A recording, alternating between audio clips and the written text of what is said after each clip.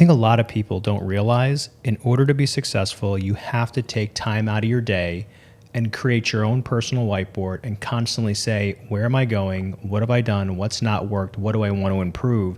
And for some reason, it's the easiest thing to do for us. But I don't know why, but we avoid it. Simple is hard.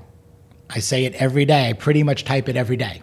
And end everything with simple is hard, which is why most don't do it. But you're not like most, so let's go. That's kind of the call to action. The basics work. Simplicity is beautiful. I had it backwards for the majority of my life. Yes, so many. Fill all the time. Always be busy. Perpetual motion. Say yes to everything.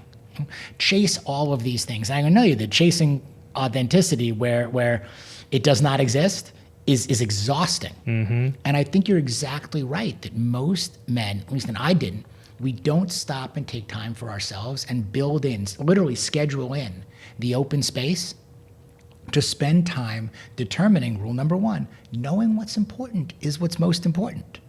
You gotta know that. Say that again. Knowing what's important is most important. Yes.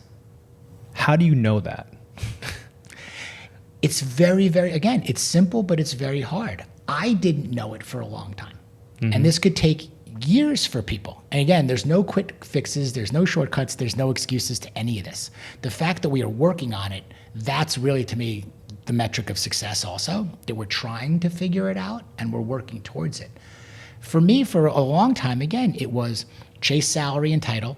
You're supposed to go to school, then you're supposed to get a job, and you're supposed to get married, and you're supposed to have kids, then I'm supposed to be some business success because I came from that in that kind of community where there was nowhere to go but down. And that's a lot of pressure, and I didn't know what I wanted to do. And after a while, you realize that kind of conformity, complacency, redundancy, pressure, you have some success, and you realize that that's not it. Yep. There was a shift for me. And I remember it like it was yesterday. I had Billy Mann on one of the first episodes of my podcast, and Billy is Pink's writing partner and producing partner. He's an incredible guy. And he said, chase the hit life, not the hit song. And I was like, I don't know if you can curse in this show, but like, what the fuck are you talking about? And he explained this more holistic view of what success should look like. And when we try to chase this one thing, the hit song or the sale of the business or anything, that we really miss so much along the way. And I realized that that's what I was missing. And that's what became my 6 F's. I stopped, took time like you were, and started writing down what was important to me. Family is important to me. I really, really want to be a good husband, a good dad, a good provider. I want to do the things that my father didn't get to do, with us. Fitness is super important. Okay. That's also, that's health. How do we take care of our bodies and be here for a while? Finance is important. Yep. But how do you define that? I defined it as I want to do what I want to do, when I want to do it, with who I want to do it, for as long as I want to do it. As long as I can do those things, then I have enough. So what does that look like? That's different for everybody. Food. What do you put in your body? Nutrition in there. I put fashion in because style counts, but not about being on the cover of GQ, but like personal brand and confidence and what you feel good in, what makes you feel strong and powerful and like you.